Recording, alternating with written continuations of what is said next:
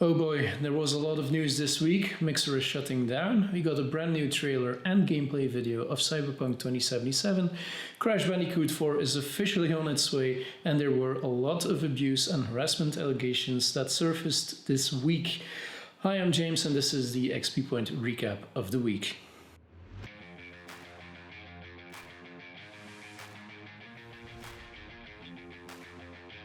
It might have come as a shock to some, but Microsoft has announced that it's shutting down its own live streaming platform Mixer.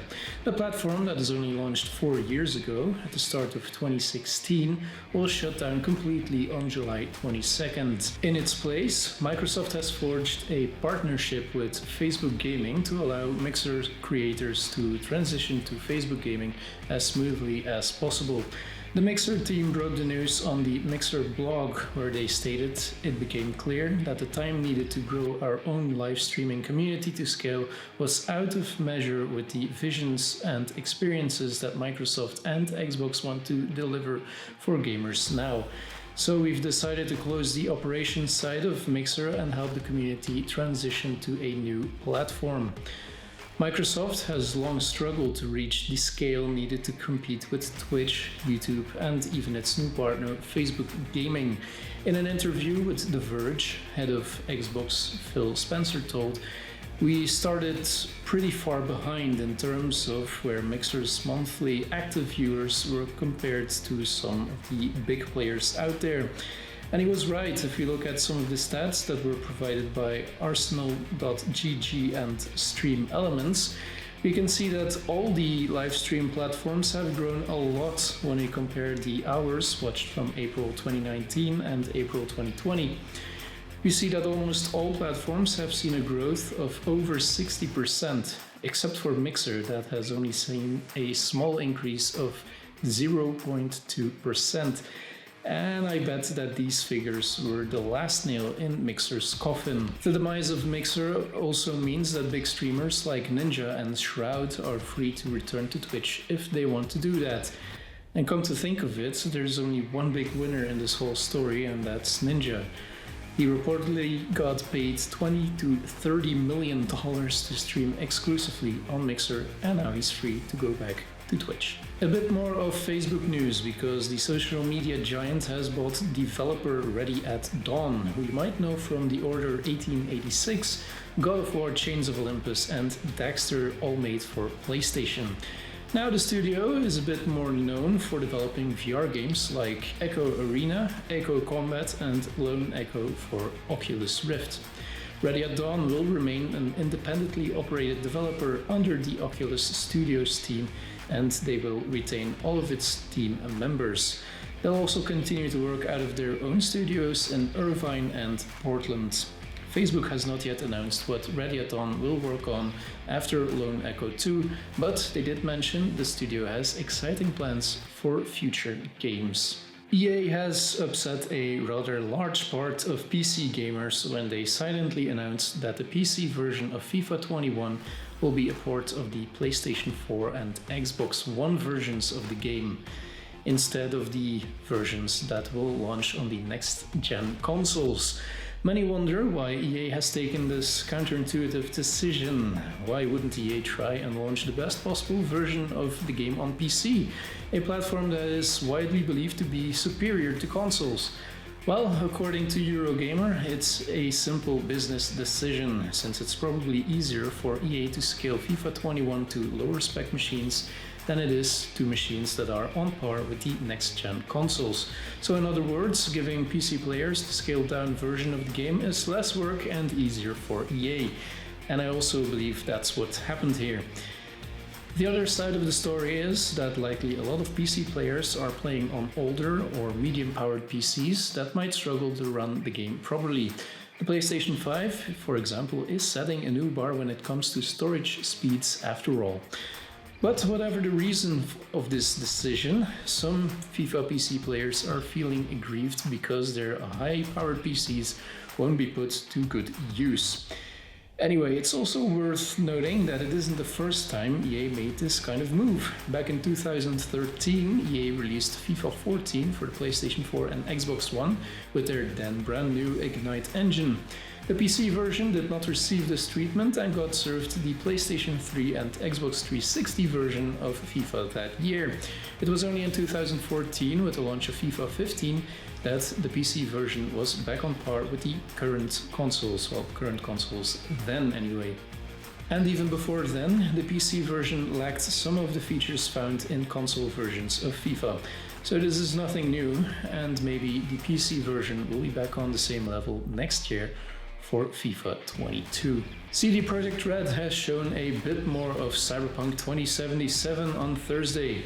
During their first Night City Wire, they've shown a brand new trailer for the game that consists only from footage from the opening of the game, and then they've shown a new mechanic from in the game called Braindance. In Braindance, you'll do some sort of investigation, but using memories from other characters to determine what happened.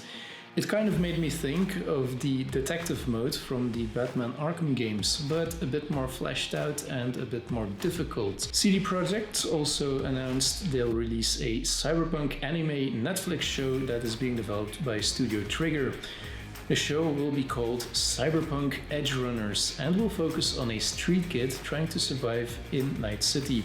The first season is scheduled to arrive on Netflix in 2022 and will consist out of 10 episodes.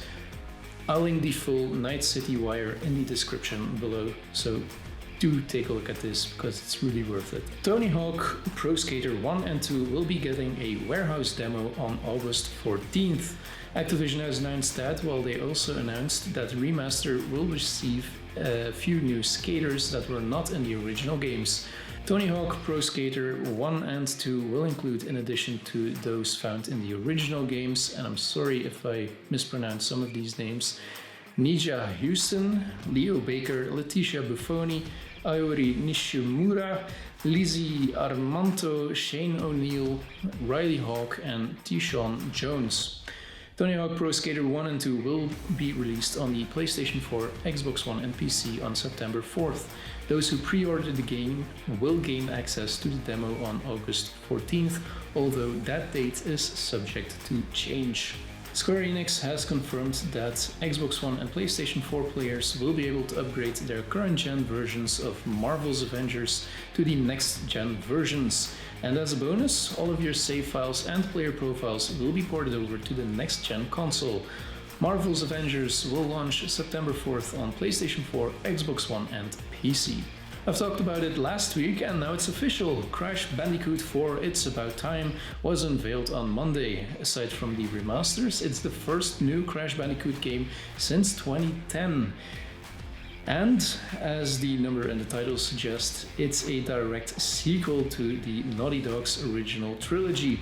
The game will launch on PlayStation 4 and Xbox One on October 2nd. There were no other platforms mentioned so far. This week, a number of allegations of sexual abuse and harassment were made against Chris Avellone, a well-known and respected writer and designer involved with games including Fallout 2, Knights of the Old Republic 2, Fallout New Vegas, and Prey. Because of these allegations, a number of studios working with Avellone have publicly distanced themselves from the writer, and in some cases, they are even considering removing his contributions to the games altogether.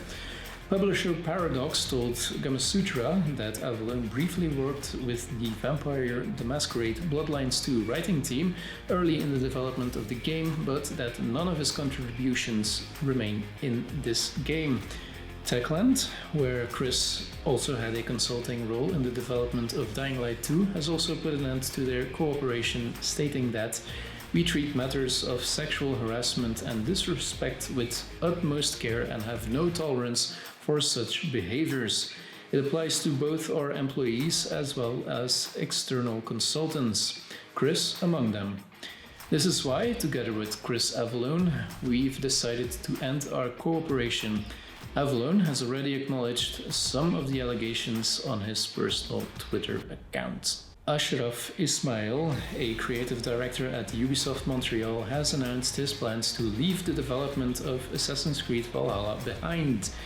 Ismail, who previously worked on Assassin's Creed Black Flag and Origins, is stepping down amid allegations of infidelity. He broke the news via his now deleted Twitter account. He stated that I am stepping down from my beloved project to properly deal with the personal issues in my life. The lives of my family and my own are shattered. I am deeply sorry to everyone hurt in this. Over the weekend, along with allegations against other industry figureheads like Chris Avellone, Ismail was accused of courting women while he's married. According to this Twitter thread that you can see right now, Ismail cheated on his wife and lied about the relationship to the women he engaged with. Ubisoft told in a statement to GameSpot that Ismail is taking a leave of absence, but the development of Assassin's Creed Valhalla is still on track for its release this holiday season for PC, PlayStation 4, PlayStation 5, Xbox One and Xbox Series X. You might know him, but the high-profile and pretty controversial streamer Dr. Disrespect has been banned from Twitch. And according to several sources, the ban will be permanent. But it is not yet known why Guy Beam, the man behind the persona, has received the ban. His removal was made public by the streamer ban's Twitter feed, and his channel on Twitch has also been removed. Sucker Punch announced Monday that Ghost of Tsushima has gone gold ahead of its July 17 release. Going gold means the game is ready to be pressed on a master disc for mass production. Sucker Punch shared the announcement on its official Twitter account along with a collage of the developers working on the game from home due to the COVID-19 pandemic.